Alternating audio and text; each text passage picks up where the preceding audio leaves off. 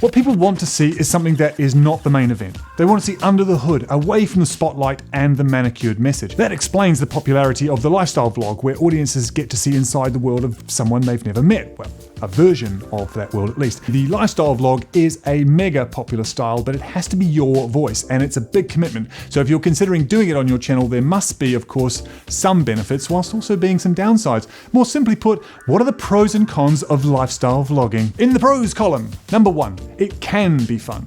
A lot of emphasis needed on the word can. You have to decide that daily vlogging is going to be fun, even when it's not. Having said that, because we release a vlog every 3 days and batch shoot tons of content in single sessions, we know how much fun it can be. 2, if you're a complete mercenary and aiming to grow your channel as fast as possible, then lifestyle vlogging will boost your chances of finding an audience and making a connection, because YouTube will reward those regular uploads. But be warned, doing this just for the metrics will wear pretty thin pretty fast. You're going to need a connection to the material that goes beyond simply getting subs.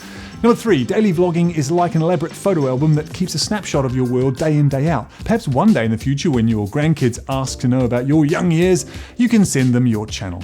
Number 4, daily vlogging will help you network and make friends. The more of a like-minded audience you gather, the more likely there's going to be opportunities to collaborate on exciting projects. We've already teamed up with the world's first vlogger and Britain's most famous decathlete because of our regular vlogging and networking. That's 2 separate people, by the way. Number 5. I'm Jamie Oliver. Oh yeah, and we didn't want to really, talk it up.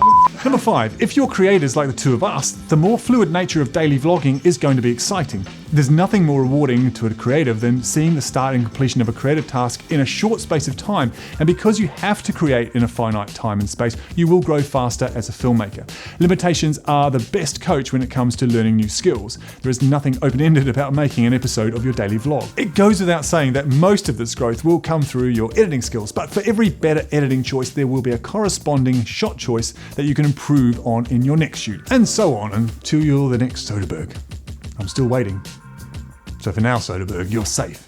Number 6, if you've ever worried about public speaking, then a few weeks of daily vlogging will sort that out for you. Watching yourself back in the edit will help you see patterns that are both engaging and distracting to an audience. You can't help but improve. But in the cons column, number 1, daily vlogging is a massive time suck.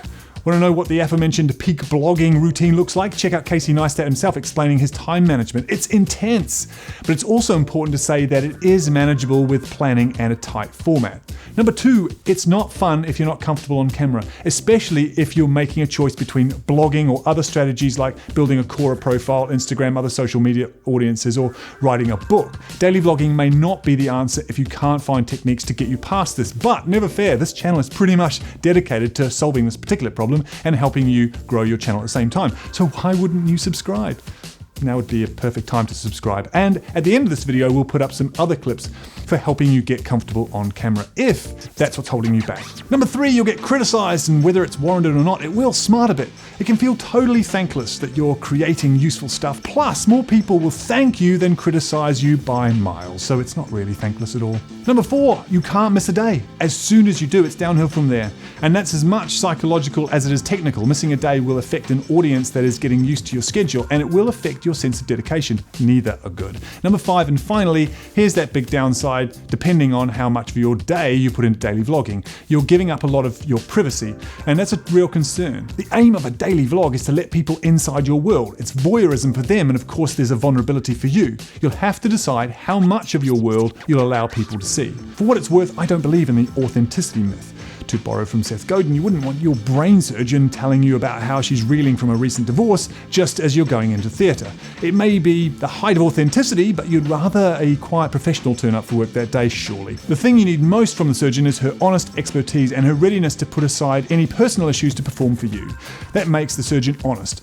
She can be authentic over a glass of wine with her best friend later in the week. To be authentic is a subjective judgment for your audience. Whatever you give them needs to be honest, but you control what you give out. Casey Neistat, whilst we're on about her, manages to straddle this fine line brilliantly and still make works of art. Here's the video I mentioned earlier on overcoming your fear of cameras, and here's our vlog on how to deal with trolls. Hopefully you don't need it. Now, like a big underwater metal tube that writes stuff, why don't you subscribe? Can you believe I write all my own material? That was rubbish.